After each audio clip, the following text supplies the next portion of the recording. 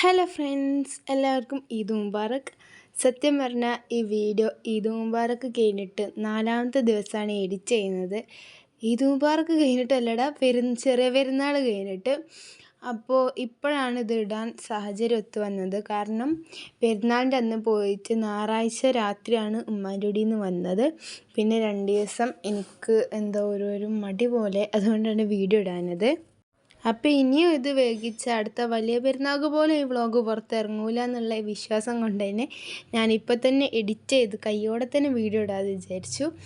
അപ്പോൾ റംദാൻ സീരീസിൽ 30 days challenge ആയിരുന്നു നമ്മളത്. അതിൽ ഒരു ദിവസം മാത്രമേ നമുക്ക് ഇടാൻ പറ്റാനതുള്ളൂ. അത് കാരണം സഹിതം നമ്മൾ പറഞ്ഞിട്ടുണ്ടായിരുന്നു. അപ്പോൾ പിന്നെ നമുക്ക് 30 നോമ്പ് കിട്ടിയില്ല, 29 നോമ്പാണ് കിട്ടിയത്. അപ്പോൾ വീട്ടിൽ ഉമ്മയാണ് പെരുന്നാൾക്ക് ഫസ്റ്റ് നീച്ചത്, പിന്നെ ഞാനാണ് നീച്ചത്. അപ്പോൾ എന്തായാലും 28 ഡേയ്സിൽ നമ്മൾ റംദാൻ സീരീസ് എന്തായാലും ആ ചലഞ്ച് എന്തായാലും കംപ്ലീറ്റ് ആയിട്ടുണ്ട്. 30 നോമ്പ് കിട്ടിയാൽ അതിലേറെ സന്തോഷമായിരുന്നു. അപ്പോൾ പെരുന്നാൾ തലേന്ന് പറഞ്ഞ വ്ളോഗ് ഞാൻ ഇൻട്രോ ഒക്കെ എടുത്ത് വെച്ചു. പിന്നെ മൈലാഞ്ചി ഇടാൻ പോയപ്പോൾ മടി കാരണം ഞാൻ എടുത്തിട്ടില്ലായിരുന്നേ. പിന്നെ അമ്മ ഇവിടെ തലേന്ന് പുളിഞ്ചാറ് ഉണ്ടാക്കി വെച്ചിട്ടുണ്ടായി.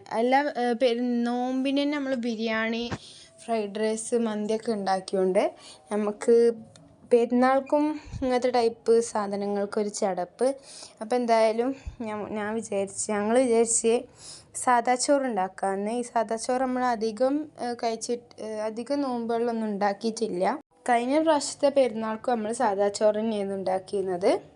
പിന്നെ അയൽവാസിക്ക് ഇന്നലെ രാത്രി കൊണ്ടുകൊടുക്കാൻ പറ്റിയിട്ടില്ലായിരുന്നേ.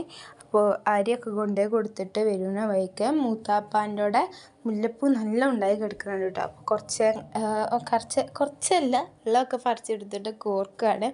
പിന്നെ രാവിലെ കഴിക്കാനായിട്ട് രാഗിപ്പുട്ടായിരുന്നു ഉണ്ടാക്കിയിരുന്നത്. പിന്നെ ബീഫ് കറി ഉണ്ടായിരുന്നു. ഈ പുട്ടും ബീഫും എൻ്റെ വീട്ടിൽ ബാക്കിയുള്ളവർക്കൊന്നും നിർബന്ധമില്ലെങ്കിൽ എനിക്ക് നിർബന്ധം കേട്ടോ, ഈ പെരുന്നാൾക്ക് പുട്ടും ബീഫും ഉണ്ടാക്കുകയെന്ന് വെച്ചിട്ടുണ്ടെങ്കിൽ. പിന്നെ അമ്മ ഇവിടെ ചോറിനുള്ളതൊക്കെ ഉണ്ടാക്കി റെഡിയാക്കി വരുന്നുണ്ട്. പിന്നെ നമ്മൾ പുട്ട് ഇരുന്ന് കഴിക്കുന്നുണ്ട്. ഹലോ ഗൈസ്, അപ്പം അങ്ങനെ കുളിച്ചിട്ടുണ്ടായിരുന്നു. വീഡിയോസൊക്കെ എടുക്കുമ്പോഴാണ്, ട്രാൻസിഷൻ്റെ വീഡിയോസൊക്കെ എടുക്കുമ്പോഴാണ് ഞാൻ ഇത് വ്ളോഗിൽ വീഡിയോ ഒന്നും കുളിക്കാൻ പോകണമെന്ന് എടുത്തില്ലല്ലോ എന്ന് വന്നത്. അപ്പോൾ ക്ഷമിക്കുക ഗൈസ്, മറന്നുപോയി. അപ്പോൾ എന്തായാലും ഇതാണ് എൻ്റെ പെരുന്നാൾക്ക് കുളിച്ചിട്ടിടാനുള്ള ഡ്രസ്സ്. ഒരു ടോപ്പാണ്, ചുരിദാർ പോലെ. ഇനി ഉമ്മയും താത്തയും നിസ്കരിക്കാൻ പോയിക്കാണ്. അപ്പോൾ ഇനി നമുക്ക് കണ്ടു പോവാം. ഓക്കെ. പിന്നെ കസിൻ്റെ കൂടെ പോയി വന്നിട്ട് ഇതാണ് എൻ്റെ പെരുന്നാൾ ഡ്രസ്സ്. അപ്പോൾ ഡ്രസ്സ് ഇടണം. വെള്ളിയാഴ്ച ആയതുകൊണ്ട് തന്നെ ആണുങ്ങളെല്ലാം ജുമ്മ കഴിഞ്ഞ് വന്നതിൻ്റെ ശേഷമാണ് നമ്മൾ ഫുഡ് കഴിക്കുക. അതുകൊണ്ട് നേരത്തെ തന്നെ ഡ്രസ്സ് മാറിയിട്ടുണ്ട്. സാധാരണ ഫുഡ് കഴിച്ചതിന് ശേഷമാണ് നമ്മൾ ഡ്രസ്സ് മാറൽ. അപ്പോൾ കസിൻസ് എല്ലാവരും കൂടി മൂത്തമ്മാൻ്റെ കൂടെ വേറെ മൂത്താപ്പാൻ്റെ അടുക്ക് പോകാൻ വേണ്ടിയിട്ട് റെഡി ആയിട്ട് നിൽക്കുകയായിരുന്നു. അപ്പോൾ എല്ലാവരും ഇവിടെ റെഡി ആയിട്ടുണ്ട്. പിന്നെ അതിൻ്റെ ഇടയിൽ ഫോട്ടോ എടുക്കാനുള്ള സ്ഥലം തപ്പലും കുറച്ച് ഫോട്ടോസൊക്കെ എടുത്ത് ഞാനും കുറച്ചധികം ഇപ്രാവശ്യം എന്തായാലും ജുമ്മക്ക് പോകുമ്പോൾ ഐഫോൺ ആയിരുന്നു കേട്ടോ കസിൻ്റെ, പ്രത്യേകം എടുത്ത് പറയണം. അപ്പോൾ എന്തായാലും ആ ഫോൺ വെച്ച് പോയതുകൊണ്ട് തന്നെ പല പോസ്റ്റിലും നമുക്ക് വീഡിയോ എടുക്കാൻ പറ്റി. പിന്നെ നമ്മൾ സാദാ ചോറൊക്കെ നല്ലൊരു വീഡിയോ പിടിച്ചു. അത് കഴിഞ്ഞ ശേഷം നമ്മൾ കസിൻ്റെ അടുക്ക് പോവുകയാണ്. കസിൻ്റെ അടുക്കല്ല, ഉമ്മാൻ്റെ അടുക്ക്. സാധാരണ താത്താക്ക് വീഡിയോയിൽ വരാൻ മടിയാണ്. അപ്പോൾ ഓളെ കയ്യോടെ അങ്ങോട്ട് പൊക്കാൻ വിചാരിച്ച്.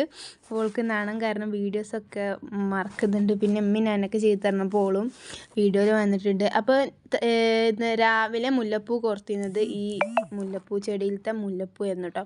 അപ്പോൾ മുട്ട് പിന്നെയും വിരിയാൻ അയച്ചിട്ടുണ്ടായി. ഞാൻ നുള്ളി പറിച്ച് വിരിയിപ്പിച്ചെടുത്തിട്ടുണ്ട് കുറച്ചൊക്കെ. അപ്പോൾ നമ്മൾ ബസ് സ്റ്റോപ്പിലോട്ട് പോവുകയാണ്.